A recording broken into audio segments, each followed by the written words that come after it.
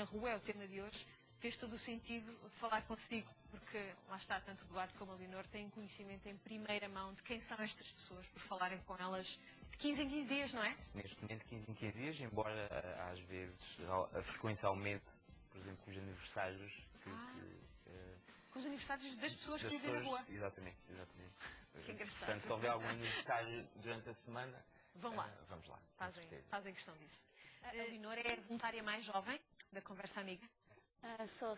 Que idade tem agora, Leonor? 16. 16. Segundo eu sei, começou no ano passado. Não sei. Com 15 anos, portanto. Sim, Terá 15 sido? anos na altura. Mas porquê é que se interessou por isto? Uma rapariga de 15 anos normalmente estão mais preocupados com outras coisas. Enfim, os adolescentes costumam ocupar-se até... Não espero não ofender, mas normalmente os adolescentes estão mais preocupados consigo próprios do que com outras pessoas.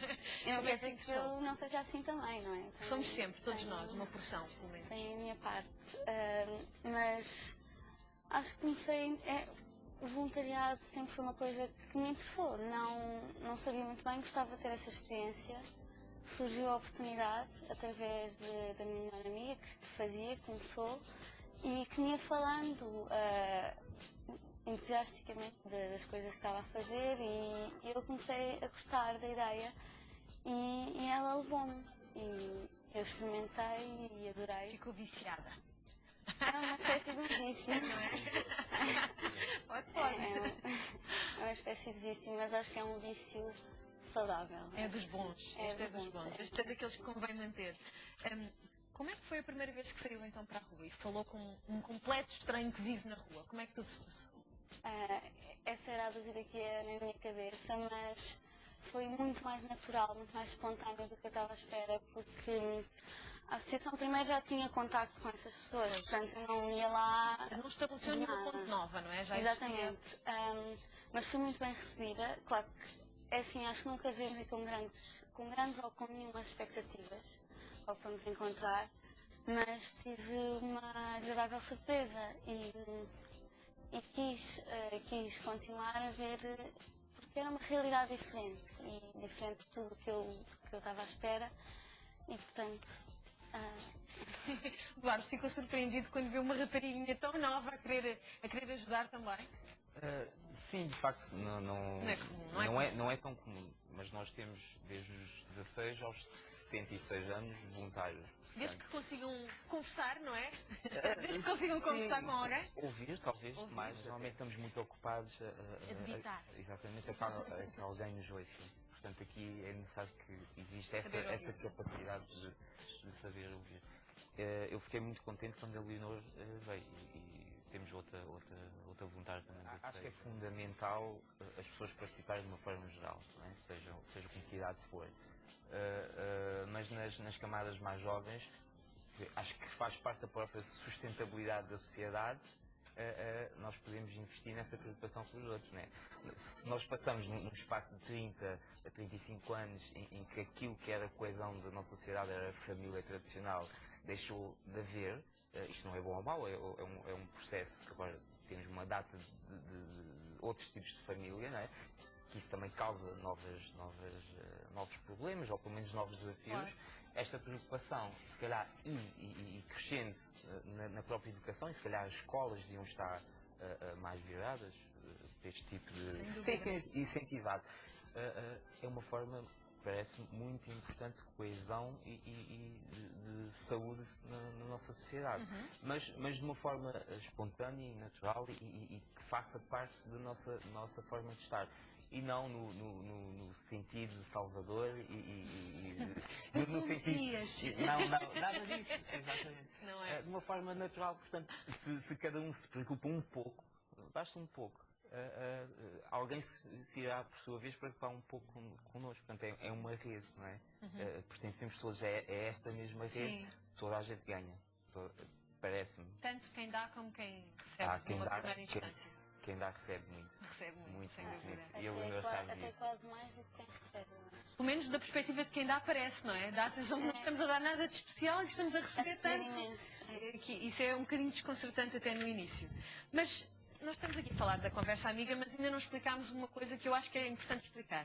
há associações, e ainda bem, o Rui já mencionou essas associações, aqui não pelo nome, mas pela função que têm, que fazem um trabalho muito importante de trazer alimentos, trazer cobertores, enfim, trazer aquilo que as pessoas também precisam de roupa. No entanto, a conversa amiga é um pouco diferente, não é? A abordagem é diferente, porque aquilo que se oferece é mesmo a palavra. Exatamente. Naturalmente, só é possível nós lá estarmos porque essas primeiras necessidades estão. Claro. Não é? Conversar com o estômago a roncar, a dar horas... É complicado, embora já tenha... Acho mesmo, porque eu não tinha noção desta realidade e do que ia ser. Pessoas sem abrigo, mas isto não é um grupo igual. Aquela senhora falou de um toxicodependente. Que será uma situação comum, mas no entanto, não é? É uma situação, pertence a um tipo de grupo. Existem pessoas que consomem álcool, existem pessoas que não consomem nada. Não é? Também, naturalmente, que existem questões relacionadas com psicoses, mas, portanto, os grupos são muito diversos e cada solução pode não ser a mesma para cada pessoa. Pois. E pode não significar, se calhar, tirar a pessoa da rua. Começamos a pensar em prevenção. Se queremos acabar ou reduzir este facto, que são as pessoas sem abrigo, se calhar convém pensarmos na prevenção. Não deixar que chegue à rua.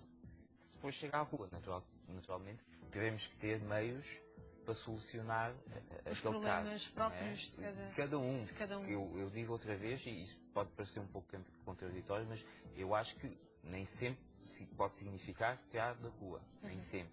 E podemos também pensar a cidade de forma a acolher esta realidade. Que seja melhor, e quando digo melhor não é confortável, mas digna, até por questões às vezes de saúde pública, e melhor para nós que usamos a cidade, por exemplo, de uma forma normal, não é? Porque eles, por exemplo, deixam as suas coisas arrumadas num canto, para nós é lixo, para eles não é. Se calhar podíamos ter perfeitamente recibos públicos para estas pessoas, se calhar até correio para estas pessoas. Há aqui uma data de coisas que, se nós pensarmos muito bem a solução, devemos pensar em retirar as pessoas da rua, mas também pode acontecer não retirarmos as pessoas da rua.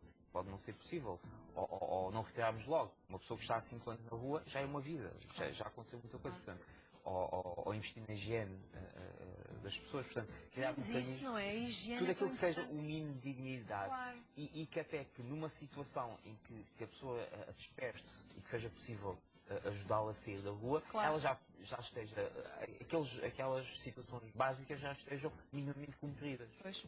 Tudo isto ajuda a pessoa que lá está e ajuda-nos a nós que usamos a cidade. Claro. Sofre-se viver na rua, e não é só uma questão física, emocionalmente, é sofrimento. Nós, quando estamos com eles como amigos e rimos. É uma humilhação. São muitos, é uma humilhação, e há muitos sentimentos à volta disto que, às vezes, acho que ninguém gosta de viver na rua. Ninguém. Mas mesmo os que escolhem, como é uma escolha muito... escolha, entre aspas. Sim. Porque os obstáculos que eles têm, eles são o próprio obstáculo muitas vezes, eles próprios. Exato. E eles não conseguem superar-se. O Rui estava a dizer há bocado, eles não têm força para fazer o próprio bilhete de identidade. Eles estão num ponto em que não acreditam neles próprios. Uma fragilidade imensa. Eu queria muito falar da questão da família. Como é que a sua família, a Leonor há pouco antes do programa já me dizia que a sua mãe, quando viu este documentário, que foi vê-lo com a Leonor, o documentário do Rui, ficou com uma impressão diferente daquilo que a Leonor tem feito no último ano da sua vida. Como é que isso foi? Para mim, acho que foi muito importante, porque os meus pais desde o início apoiaram-me a ir, nunca se opuseram, acharam que era uma ideia muito gira, mas acho que a certa altura, não só os meus pais, mas as pessoas ficavam...